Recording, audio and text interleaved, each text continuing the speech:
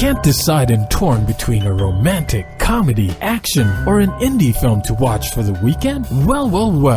Golden State Media Concepts Movie Podcast is your ultimate guide to the latest movies. Join us as we dissect the latest on the blockbusters. It's the Golden State Media Concepts Movie Podcast.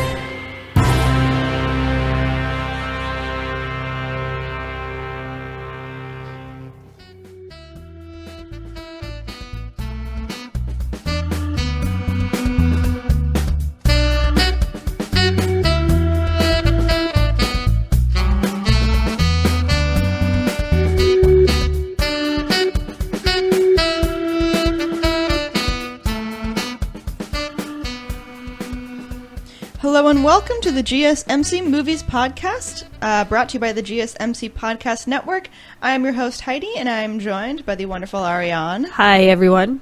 Today we are talking about mid-90s, which is out in theaters now, and we are also going to be talking about the sort of classic, I would say almost at the point of classic, Billy Elliot. Which is, we're talking about the movie version. We are not talking about the musical play version. 2014, I think that was. I don't remember exactly when the Broadway came out, but the movie we're talking about is from 2000. 2000, yes. So, mid-90s is currently in theaters, so 2018. It is directed by Jonah Hill, also written by Jonah Hill, and he was one of the producers. There are other producers involved. Right. Also, one of the things I want to mention, if you want to see this movie, it is pretty short. It's like an hour, 55, maybe less than that, maybe more like around hour 30. So it's pretty short. So if you're looking for something that's not too long in theaters, I'd say this is a good choice. Uh-huh. It had sort of like an indie vibe to it. I feel like it felt like this is like his first directorial movie, and it felt like that to me. Okay. Which I don't think is a bad thing. No, I watched I watched all the trailers, and it definitely gives you that almost a documentary kind of, this is my first time feel. Because I know that in the trailers there was a lot of camera movement, and I was like, there's a lot of movement. And I kind of liked that. I thought it was okay. So in this movie, it is about Stevie, who is a 13-year-old boy. And this takes place in the 90s, as you may have guessed. Takes place in 1990s era Los Angeles. And as when I watch this film, I don't. It makes sense to me that it's in the summer. I don't think they explicitly say that, but it's in the summer, and it has that sort of sunburnt kind of style, everything Los Angeles, and everything just feels very hot, and things like that. And this happens sort of as Stevie is struggling between his troubled home life and then the friends that he meets during the summer, and they are local skaters, and they hang out at the local skate shop, and Stevie has some troubles with his abusive older brother and his single mom, and this is kind of him as he finds this new group of friends, and he spends less time at home, and he goes into sort of growing up, but I would say I hesitate to say this is a coming of age film. I don't know if I would say that. Well, aren't a lot of the friends that he makes in the film, they're older than him? Isn't he the youngest one in that crew? So he's they also don't explicitly say his age. So I got his age as 13 from basically what the internet told me, but they never really say that in the movie. Right. The other boys that he hangs out with, the oldest ones are junior in high school. And it doesn't really matter to me necessarily what their ages are specifically, but there is definitely a big age gap between Stevie and the older kids, and it's kind of the same thing for the setting. It doesn't really matter to me if it takes place in the summer or not, because the most important things that happen are them out on the streets and them out skateboarding, and things like that. And Stevie is not a good skateboarder. He's not a skater, but he sees all these kids being skaters, and he thinks they're super cool. And he wants to join their group, so he tries to teach himself how to skateboard. I would say he really never gets super good. Oh, God. He never really, super improves, but that's okay. He tries. He tries really hard, which is part of the movie. So there are some things that happen in this that I don't want to give away, because it's a movie that has some twists that I was not expecting, because I'm thinking it's going to be sometimes indie movies just kind of have that day in the life type feel, and not a lot like super big things happen, right. because it's more like a slice of life type of thing. So that's kind of what I went into thinking about this. But I would say there are some twists that I wasn't expecting, and I appreciated that. Also, so speaking about this film, Jonah Hill, who I love as an actor. Me too. He's great. I think he's great in comedy and also in drama, and I'm very impressed. Oscar nominated. Did he win an Oscar? He did, right, for Moneyball? I think he did. He did. So his range is amazing. I love him as an actor. Yeah, so he is, as we said, great actor range, and also Oscar winning. Yeah. And this is his first directorial. He says that he would call himself a writer before anything, because when he was in college, he was doing like writing and movie making, more on that side of the camera. But he ended up taking an acting class to like better understand actors and how to work with them, things like that. And he was really good. Yeah. And I was listening to an interview. If you guys want to listen to a really great interview with Jonah Hill, you could listen to the Fresh Air podcast with the OG Terry Gross. And she asks him about kind of how he got into acting, but then also now doing directing. And he was really good at acting. And he kind of said like they basically just complimented him enough in his acting that he decided to pursue that more seriously. And then he met Judd Apatow, and he did Superbad, and you know, the rest is history in that sense. He did comedy. He also people noticed his drama abilities. He got transitioned to doing drama, and I think to write this movie, it took him like 3 years, and he was saying that he just put everything that he had into this because when he was a kid in the 90s, he did do skating as well, which is interesting because he said he was not a good skater. Yeah. Which is like the main character in this film. He's not very good. You wouldn't see him as like a skater in general. It's like, really? That's what you did? Yeah, so I don't think that was like, I mean, obviously it wasn't his life passion. He went on to work in movies. Right. But he did say he was pretty into it for a few years. So kind of a short period of time. Yeah, a phase. But he was really drawn to it. And almost more than the skating, I would say, it felt like to me he was drawn to the people in it. And kind of like some of the culture of skating. Like, kind of like, I can't say that on air. Sort of like the screw you type attitude of a skater, you know, and like the punk attitude and like talking back to authority. Things like that. And so I felt like that's in it a lot, and you see that a lot in this film. The main character Stevie is drawn to them because they don't care about authority, because the kids just skate anywhere they want. They're on the sidewalk, you know. They're, you know, skating down like the suicide lane on roads. Oh my gosh. They don't care. And he really loves that. I think it's more. I kind of, when I was watching the trailers, I was like, he's really just kind of trying to find where he fits. That's kind of like the feel I got, because even like in one of the scenes, it's like the dude was, one of the older guys was kind of giving him a like almost like an older brother talk, like, you know, I'm here, I'm going to help you out, but you need to realize who you are, kind of talk, you know what I mean? So I mean, I didn't watch the whole thing, so did he ever figure it out? Kind of. Without spoiling it. That's almost why I have a hard time saying this is a coming-of-age film. Because I feel like there's not a huge focus on him. This is, I guess, in my opinion, I would say there's not a huge focus on him becoming a better person or, like, finding himself. I feel like at the end, they talk about that, or they don't even really talk about it. It, like, you sort of get some of that. Oh, okay. But it's brief.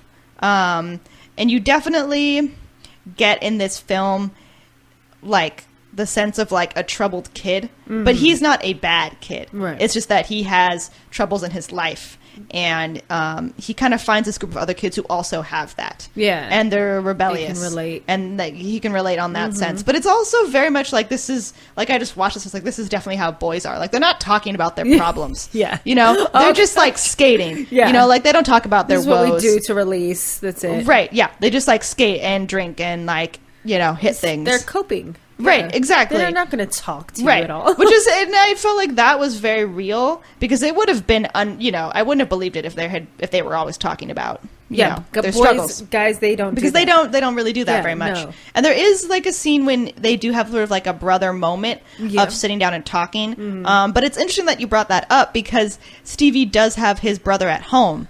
and his brother at home is abusive and to Stevie, and his mom is a single mother, and you kind of learn like there's a pretty big age difference between Stevie and his older brother, and kind of like the circumstances of like their mom has never been married, and they have a struggle with that. Like they struggle with that situation because their mom's not always the best mom. Right. And I think like you kind of get this conversation, not even, it's such like a boy movie because there's not really a conversation between them about their mom. It's more of like they're playing video games and sort of talking about it, you know, like it's very like, that's what boys do. Yeah. And you kind of get quick points. Exactly. You better understand what I'm saying. Yeah, or I'm going to hit you. Yeah. And you kind of get an idea of some of what his older brother went through.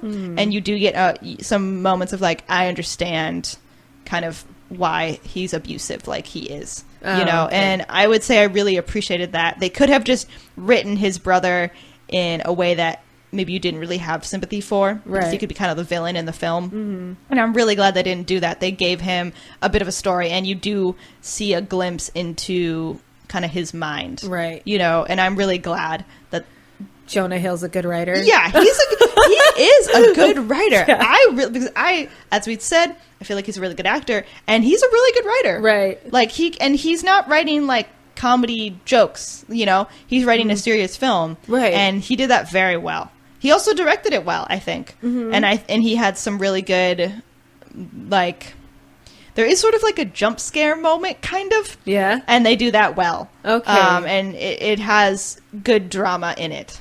So I really enjoyed, I thought Jonah Hill was a really good director in this. Yeah, I like Jonah Hill. Good for him. Good for him for doing directing and writing. I think that he wanted it to have that 90s feel, too. Oh, it does.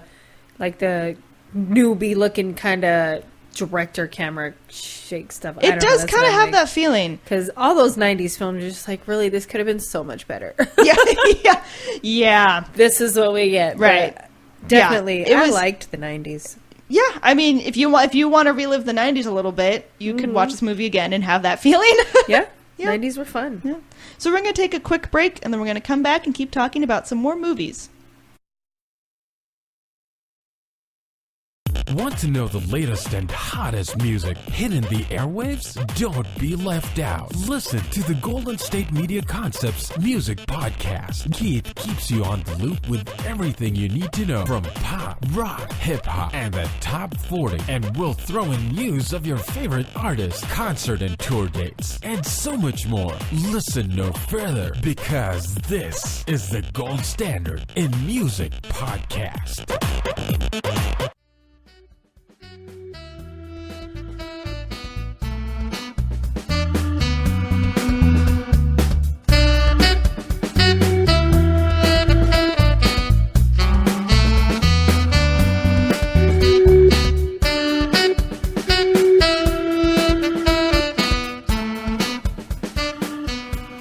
Welcome back to the GSMC Movie Podcast. We are continuing our discussion of mid-90s. One of the things that I want to add about this is I want to talk a little bit about the casting. So Stevie, he, like, the way when they cast him, they definitely chose a boy who looks young. He looks so small, and especially next to these older, like, other boys, the other skater kids, he's so tiny. And he is played by Sonny Suljic, and he's an actor. He's very good. I think he has a lot of promise in his future careers. I think also if he sticks with Jonah Hill, I think he's going to have some good success. Yeah. Has he been in any other films? I've never heard of him. I'm not sure. This was the first time that I had really seen him, but I would not be. I'm sure he's been in other things. Sure. He's very good. I would definitely say look out for him. He has a good future. The other boys in the film, who are the skater kids, they are actually not actors. They are actually pro skaters. Really? Which I thought was amazing. And it makes sense because they're very good skaters. And they make him look like trash. They didn't have to try hard. I don't know if like the kid just tried to not do. I don't know.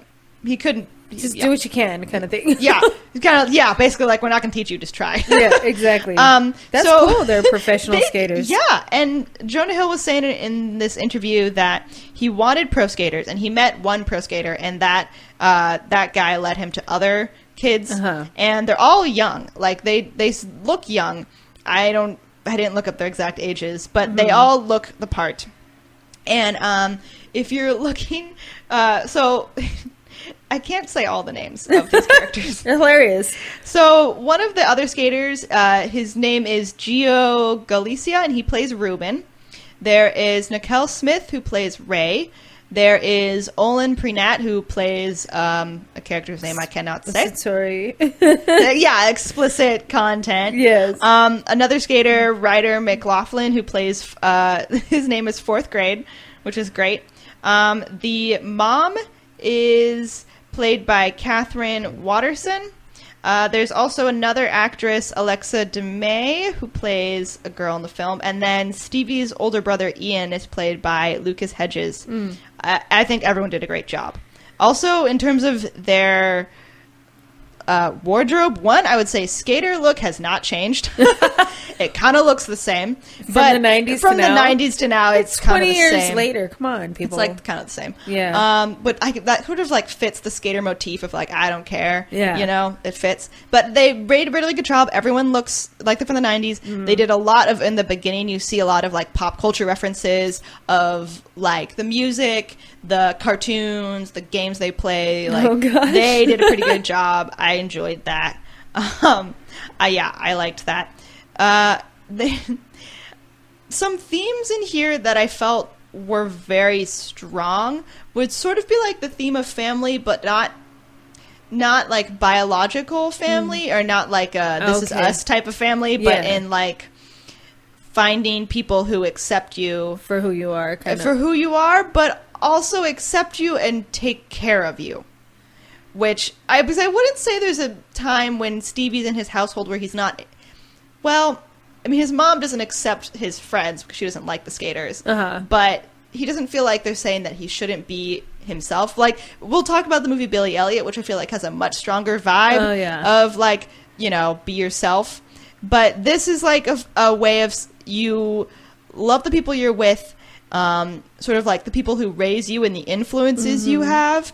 And then also, like, I guess people who want to, like, take care of you in a way. Because we'll see that Stevie has, I don't want to give this away. He has some issues that he deals with in ways that are unhealthy. And some of the ways that it actually connects is, I really, watching this film, because I don't skate, but I got to the idea of, like, if you're skating, you have to be willing to, like, you know, skate down a bunch of stairs 10,000 times and probably fall on your face 10,000 times on concrete. Or 9,999.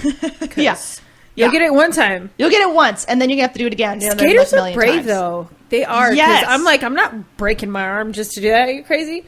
I'll walk. Exactly. Just to, like, skate on a piece of wood. No. You know? And I definitely got that feeling in this film. And I think Jonah Hill also said that in his interview. He said one of the reasons why I wasn't a good skater is because I wasn't willing to do that. Yeah. You know, which I totally get. But you see how in the skater community there's almost this feeling of, like, a glutton for punishment. Like, you're going to try this as many times as you physically can to get it. You know, physically and mentally can. They do. And there's a part where you really see that Stevie, like, he's not good, but he takes so many hits trying to learn, you know, and he won't give up because he's willing to go through all of that to get better, you know, because that's like what he wants. Most of them do too. They're like, I'm going to get this down if it breaks me. Oh, yeah, and it breaks people. So I'd say there's definitely this feeling of family and people take care of you because they want to take care of Stevie, even though he's doing things that are going to hurt himself, right? You know. Also, in this, you get sort of the idea of, like, class, race, masculinity, like, because they're all boys. And there's a scene in the very beginning when one of the kids, Ruben, sells Stevie a skateboard. And Stevie says, thank you. And Ruben says, don't say thank you. People are going to think you're gay. And it's like this, like, stupid, like, boy thing of, like, no, I'm a man. Yeah. You know, like, I'm not going to think that I'm gay, you know, or something stupid like that. It's so 90s, too. It's like, well, you're gay. Yeah. Stop it. It is. And, like, just like I see things like that, and I just have moments where I'm like, I'm so glad I'm not a boy. Yeah. And they're just like, you see that, and there's where they talk about like race briefly, and they talk about like class, because just like the kids they all hang out with, like the different like stories they all come from, things like that. And I really appreciated how that got worked in. One of my small complaints about this is that Stevie is so young and so much smaller than all the other boys, and he looks like a little tiny kid. Yeah. That there are things that happen in this film where I'm like, I don't know if I believe that, because you're so young. Yeah. You know, I'm like, I don't know if you would do that. Yeah, that's why I asked at the beginning. I was just like, those boys are a lot older than him, because I know if my son was like 13, I'm like, what are you doing hanging out with 16, 17-year-olds? You don't need, just because, I mean, I'm not saying that age is like a really big factor, but at that time, you know more than like at 16, 17, 18, you know more than a 13-year-old. And especially them like experiencing stuff, you know what I mean? It's like, do I really want my kid to know that right now? Yeah. So some of these, that's why I was just like, you're hanging out with a really, you know, older crowd than I feel like you're mentally ready for. Right. But then again, with the issues with his family and stuff like that, he's probably like more mature than you would expect him to be because of situations he's going through. Yeah. And I would say you get a sense of both of those things. There's a sense of like he has gone through a lot and he has some maturity in that. But then there are also other lines where you're like, you're so little. Like, you're so naive. Like, he comes to meet the boys and he has a skateboard that has like a dinosaur on it. Yay! Like, we like dinosaurs. Yeah, like, oh gosh. And that's why the other kid, Ruben, is like, you should buy my skateboard. You can't. Your skateboard sucks. Yeah. And just like, there are things that are like, you're so young, that like I don't know. You get the sense of like, he shouldn't be doing all these things, but you see kind of why he is. Right. You know? So I'd say, yeah, that kind of makes sense. So one of the other films that I want to talk about is Billy Elliot. And I would say mid-90s and Billy Elliot have things in common that I want to point out around the end. So this is a film from 2000. It is a British film, and it is directed by Stephen Daldry, produced by Greg Brenman, John Finn, and it is written by Lee Hall. And so in this film, Billy Elliot, it's basically like it's like a dance drama. And it is about a young boy becoming a professional ballet dancer. It is set in northeast England during like 1984, 1985, like a coal miners' strike. Billy Elliot's dad is a coal miner, and so is his brother. The film stars Jamie Bell, who is the 11-year-old Billy, and he is sort of like an aspiring dancer, but he's fighting the negative stereotype of being a male ballet dancer. Yeah. And he's fighting the stereotype a lot because his father is a coal miner, his brother is a coal miner, and his brother's kind of a bully. And those are just like very like masculine things. Yeah. Like his mother has passed away. So it's just the two males in the household. And just like how they're like, you can't be a ballet dancer. Right, no. There's no way. Take boxing. Yeah, exactly. And he has a ballet teacher who is tough, but she cares about him. And the film was released September 2000, and then it became a West End stage show called Billy Elliot the Musical in 2005.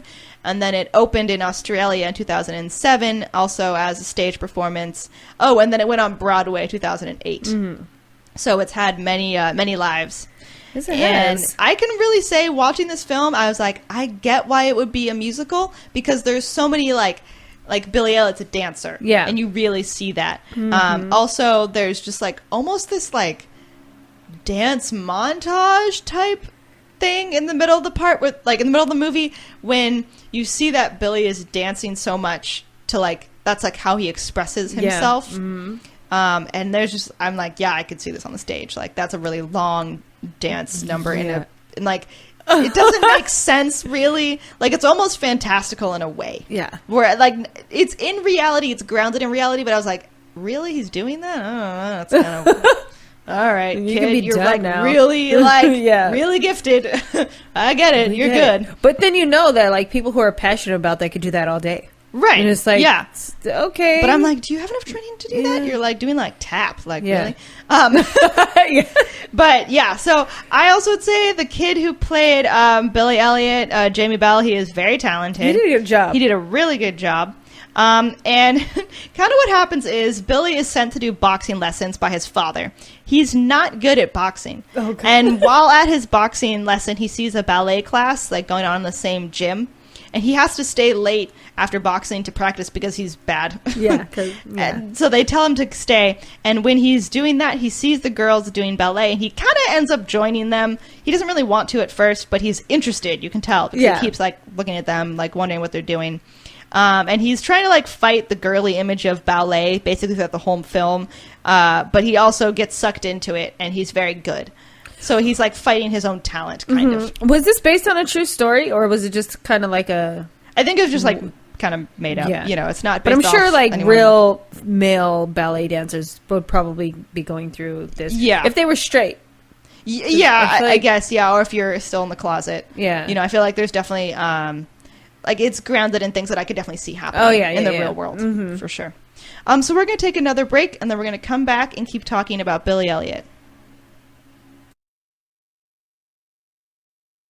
Tired of searching the vast jungle of podcasts? Now listen close and hear this out.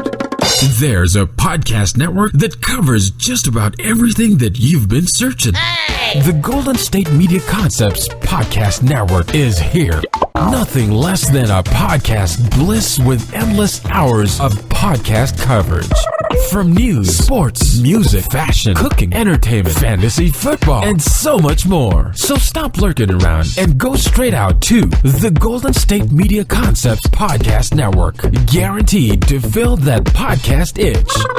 Whatever it may be. Visit us at www.gsmcpodcast.com. Follow us on Facebook and Twitter, and download us on iTunes, SoundCloud, and Google Play.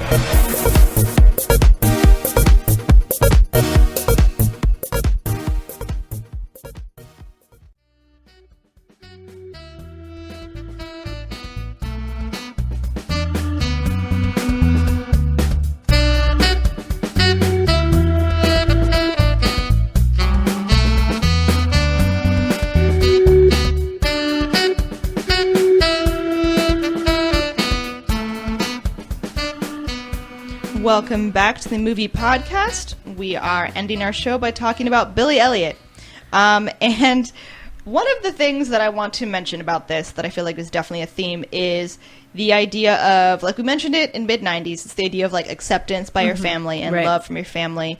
But also in this story, more than in mid-90s, is the acceptance of yourself. Kind of like there's a point when Billy knows that he wants to be a dancer, but he's fighting against the image of it and fighting some of his like desire to obey his family and to not let them down. Right. Well, he can't really contain some of his dancing energy. I would say creativity. His creativity that comes out about it. You know, he's all about it when he's dancing. He's like, "Yes, this is me." Right. When he starts dancing, he like can't really stop. Like once he starts taking lessons, like just the way he walks is dancing, and his father's just like, "Stop, just walk normally." Like, why do you have to like skip around? But yeah, it definitely shows that in the film. Like you can tell that he's just, you know, once he's in his zone, he's there. Mm-hmm. For sure. And there's a lot of, sort of similar to how in mid-90s there's the theme of poverty, like in class, there's definitely that going on in this. Because ballet can be a very posh world, and his family does not come from that. Yeah. They're coal miners. And they're on strike. Coal miners. Yeah. And so they're on strike. So his father and his brother aren't even working. So they're very poor. And that is also very evident in this. And you feel really bad for his father because his father wants to provide for his family. Yeah. But they're trying to fight for better wages, you know, and better working conditions. So they're trying to go on strike. And there's like this heartbreaking scene when his father is going to like break strike to pay for Billy to go to ballet school. Yeah. And it's so sad. And you kind of hate his brother in this because both mid-90s and Billy Elliot have like the sort of abusive brother. Yeah. I would say Billy Elliot, his brother's not abusive, he's a bully.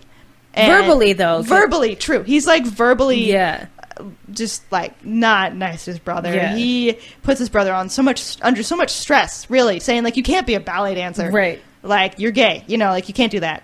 And that also comes up in the film as well. There's sort of like this vibe of like, it's like sexual, like homosexual vibes that kind of fit into being accepted as well. Yeah. And there's like some tension of that because Billy Elliot is kind of like, I don't want to be associated with that. Yeah. But I love dancing. He likes the dancing. And so whatever comes with that, he kind of just like, I'm just going to, whatever, I'm going to do it anyway. Yeah.